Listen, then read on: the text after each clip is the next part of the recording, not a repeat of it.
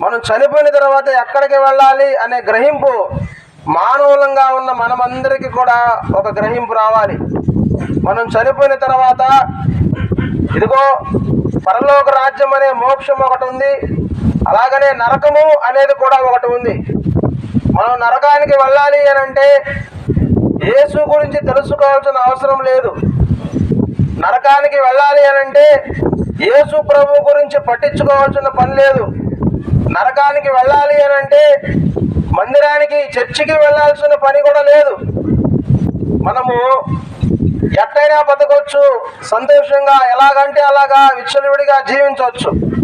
అయితే మోక్షానికి వెళ్ళాలి అని అంటే యేసు ఒక్కడే దారి. ఆయన తప్ప ఎవరు కూడా మోక్షానికి తీసుకొని వెళ్ళలేరు. ఎందుకు ఆయన ఒక్కడే దారి, ఆయన ఒక్కడే ఎందుకు మోక్షానికి తీసుకుని వెళతాడు అని అంటే సర్వమానవాళి కొరకు ఆయన ఒక్కడే ప్రాణం పెట్టిన దేవుడై ఉన్నాడు. మనుషులందరూ పాపం చేసి పుట్టిన కాడి నుంచి చనిపోయేంత వరకు ఏదో ఒక పాపం, ఏదో ఒక తప్పు, ఏదో ఒక నిందలు మానవులు చేస్తూ ఉంటారు. ఆ పాపాలు మనిషి పెట్టుకొని ఇదిగో మరణించిన తర్వాత మోక్షానికి వెళ్ళలేని పరిస్థితి.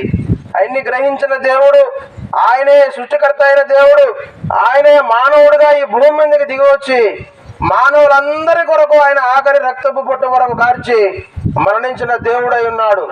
అందుకని ఆ ప్రభు అయిన యేసు క్రీస్తును నమ్ముకుంటే మనిషి చేసిన తప్పులన్నీ మనం పుట్టిన కాడి నుంచి అలాగే చనిపోయేంత వరకు కూడా చేసిన పాపాలన్నీ కూడా ప్రభు అయిన యేసు క్రీస్తు ఆయన మీద వేసుకొని మనందరి కొరకు ఆయన మరణించాడు కనుక